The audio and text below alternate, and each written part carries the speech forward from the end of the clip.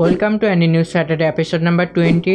এটি এমন একটি সেগমেন্ট যেখানে অ্যানিমে এবং মাঙ্গা রিলেটেড নিউজ কভার করা হয়। ভিডিও দুই ভাগে ভাগ করা হয়েছে, যেখানে প্রথম ভাগে অ্যানিমে নিউজ থাকবে এবং দ্বিতীয় ভাগে মাঙ্গা নিউজ থাকবে। সো গাইস, আর কোনো আজের কথা বাদ দিয়ে ভিডিও শুরু করা যাক। Let's begin. সাকামোটো দেশ অ্যানিমের নতুন ট্রেইলার বের হয়েছে। অ্যানিমেটি জুলাই 15 থেকে এয়ার হবে। এই গানধারা adventure in another world isekai anime October 2025 এ রিলিজ পাবে। I was incarnate at 7 PM season 2 এর নতুন ট্রেইলার বের হয়েছে। রিসেন্টলি ডিমন স্লেয়ার ইনফিনিটি ক্যাসেলে যে ট্রেইলারটি লিক হয়, এ বিষয়ে স্টুডিওটি বলেছে তারা লিগাল অ্যাকশন নিবে। Lupin the third the movie immortal bloodline anime ফিল্মের মেন ট্রেইলার বের হয়েছে।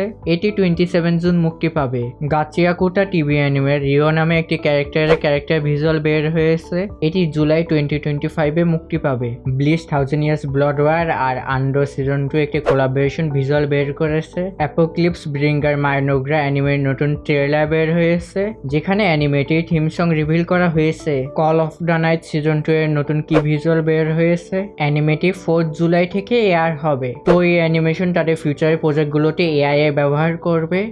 আমি বিষয়টাকে দুইভাবে দেখি, একদিকে পজিটিভলি দেখি আর একদিকে নেগেটিভলি দেখি। পজিটিভ দিকটি হলো অ্যানিমেটরদের উপর থেকে কাজের চাপ অনেকটাই কমে যাবে, আর নেগেটিভ দিক হলো অ্যানিমেশনের যে হিউম্যান টাচ আছে সেটা অনেকটাই কমে যাবে। MangaDex site DMCA takedown action নেওয়া হয়েছে। এর ফলে প্রায় 700 বেশি মাঙ্গা এফেক্টেড হয়েছে।